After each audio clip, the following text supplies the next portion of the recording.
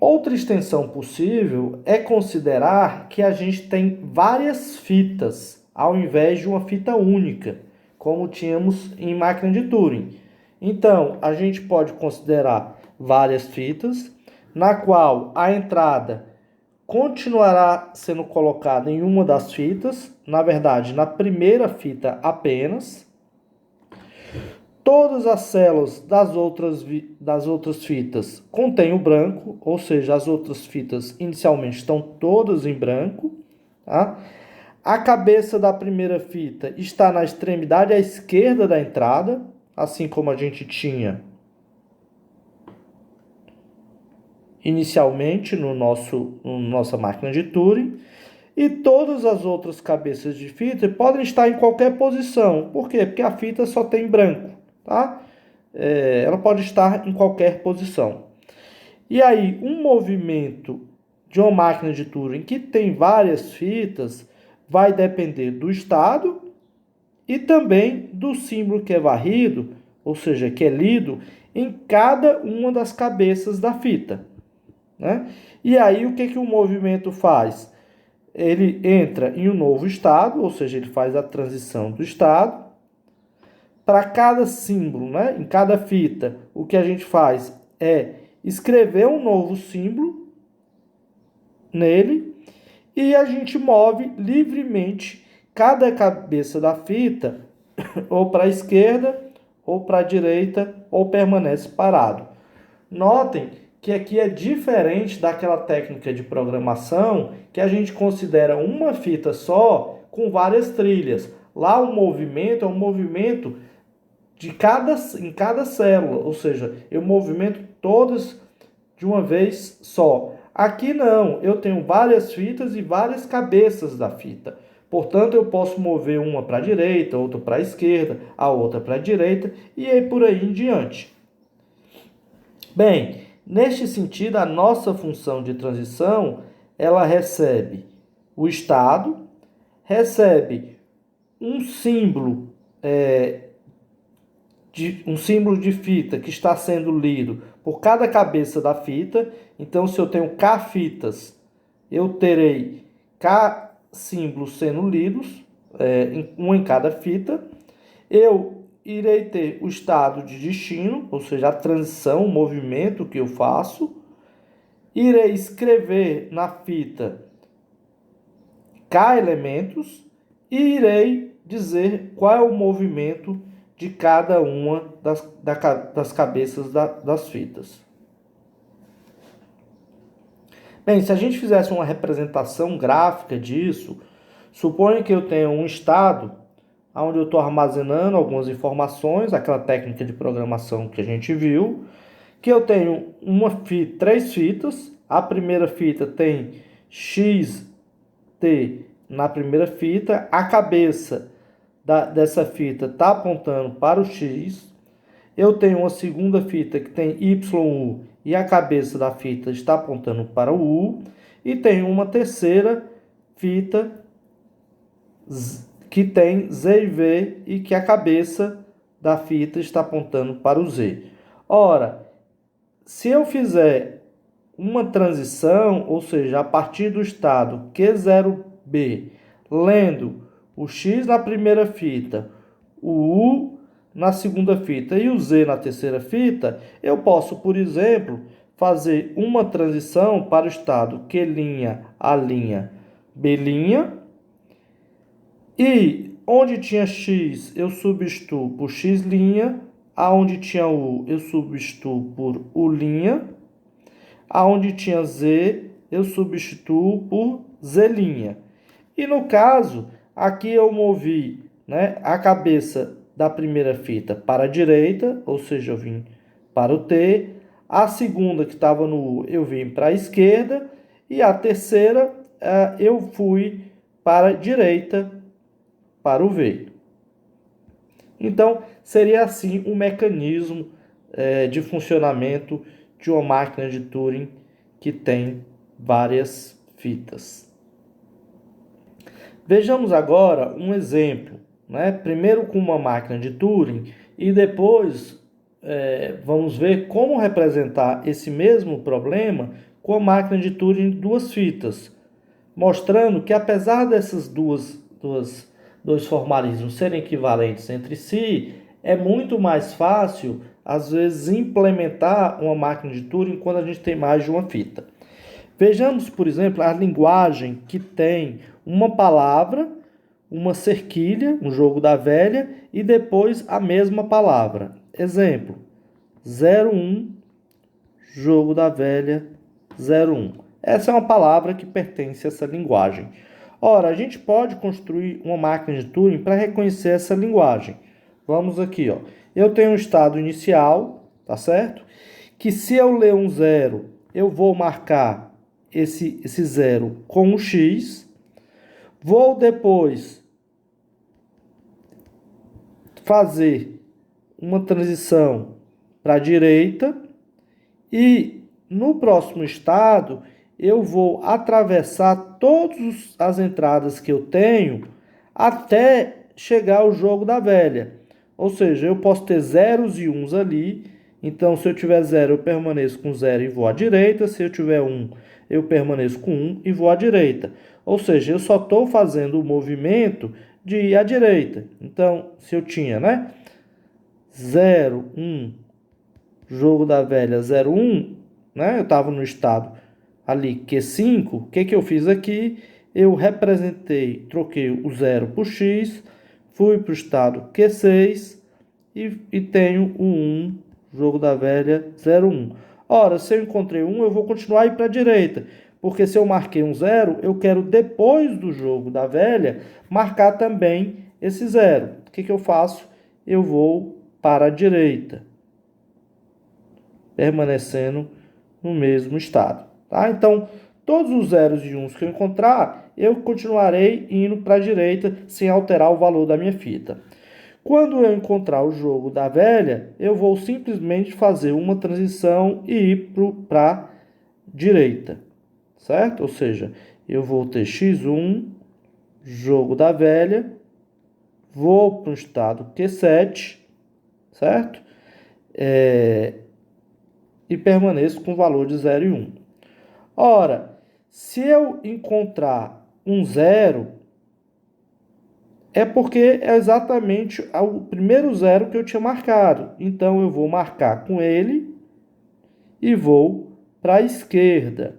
Ou seja, x1, Q8, jogo da velha, x1. Ou seja, eu substituí o 0 por x e fui para a esquerda, certo?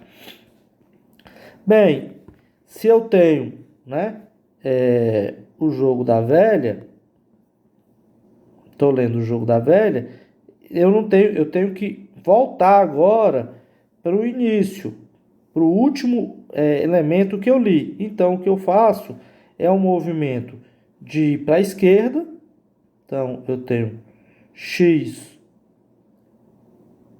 Q9, 1, jogo da velha x1, ou seja, eu fiz essa transição.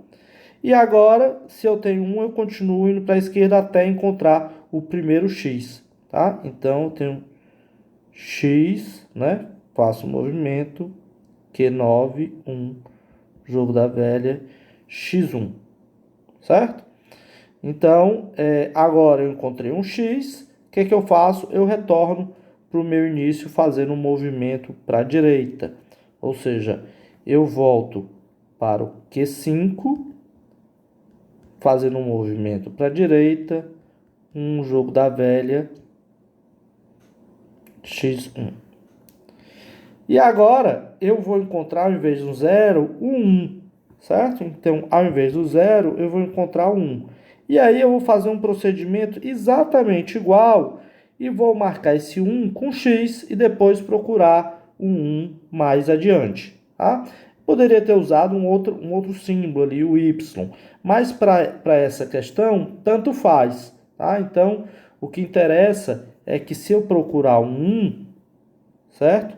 Mais adiante, eu vou achar um 1 para marcar do outro lado, tá? E aí eu repito esse processo, só que agora indo por cima e depois por baixo, tá?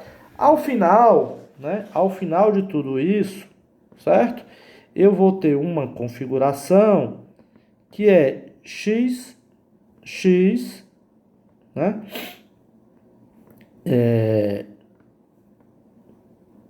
Q5, jogo da velha, XX. E aí, o que eu faço, né? Uma vez que eu já li toda a minha palavra W no início, é atravessar o jogo da velha e atravessar todas as entradas que tem na minha fita até chegar um branco. Se eu encontrar um branco, eu entro no estado de aceitação.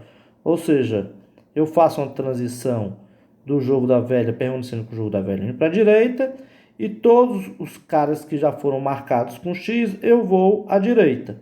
Se ao final de fazer esse movimento eu tenho branco, eu retorno para a esquerda e digo que a palavra foi reconhecida. Então, esse seria a nossa máquina de Turing para reconhecer uma palavra seguida dela com um jogo da velha entre eles.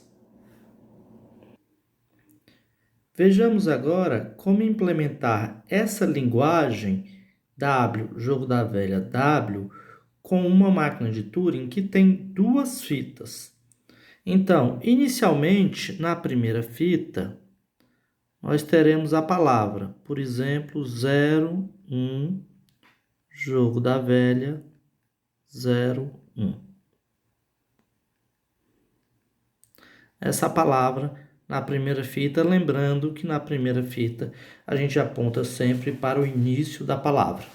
E a minha segunda fita, ela inicialmente vai estar em branco, toda ela em branco. E aí a minha cabeça da minha fita vai apontar, por exemplo, para essa primeira posição em branco. Qual é a ideia da nossa implementação? Ora, a gente vai copiar a primeira palavra de cima, a W, na segunda fita. Então, eu vou iniciar lendo 0 na primeira fita, escrevendo 0 na segunda fita. Vou ler o 1 na primeira fita e vou escrever o 1 na segunda fita. Então, a gente inicia no estado inicial Q0, certo? Na primeira fita, se eu encontrar o 0, eu vou permanecer com esse 0 e vou para a direita. E na segunda fita que eu tenho branco, ao invés do branco, eu vou escrever o 0. Então, eu escreveria o 0 aqui e faria a mudança da cabeça da minha fita para as duas próximas células à direita. Repetiria esse processo porque eu encontro 1 na primeira fita, então eu permaneço com 1 e vou para a direita, ou seja, eu mudo a cabeça da minha fita para cá, e vou escrever um 1 na segunda fita, onde tinha branco, e vou mover para a direita. Bem, depois que eu copiei toda a minha palavra W na segunda fita, eu vou permanecer na primeira fita no jogo da velha, porque eu já fiz a cópia da palavra W, mas eu vou retornar a minha fita, a minha cabeça da minha fita da segunda fita para o início da palavra, certo? Ou seja, eu vou voltar à primeira. Então, se eu estou, né, na primeira fita lendo o jogo da velha, eu continuo lendo o jogo da velha e permaneço parado, né? Ou seja, eu não faço o movimento na primeira fita.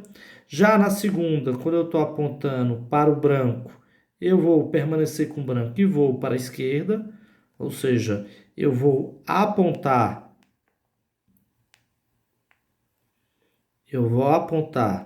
para cá, agora, para o primeiro. E aí eu vou fazer um movimento de permanecer na primeira fita sempre no jogo da velha, mas na segunda voltando sempre à esquerda, tá? Então eu vou voltar à esquerda sempre que encontrar zeros e uns, tá? Então, depois desse processo, certo? O que eu vou ter, né? eu vou ter a primeira palavra 01, né? Na primeira fita, 01, jogo da velha 01, a cabeça da fita apontando para cá, e na segunda fita eu vou ter a palavra 01 copiada, certo? E a cabeça da fita indo até um próximo branco, porque eu retornei toda a palavra W, né? No caso aqui o 01 que foi escrita. Tá? Então, eu voltei para essa configuração. Ora, o que eu vou fazer? Se eu estou nessa configuração, agora eu vou ver se a palavra que eu escrevi, que foi uma cópia dessa palavra W, coincide com o que vem do lado posterior ao jogo da velha. Né? Então, eu vou comparar elemento a elemento dele. Então, o que eu faço?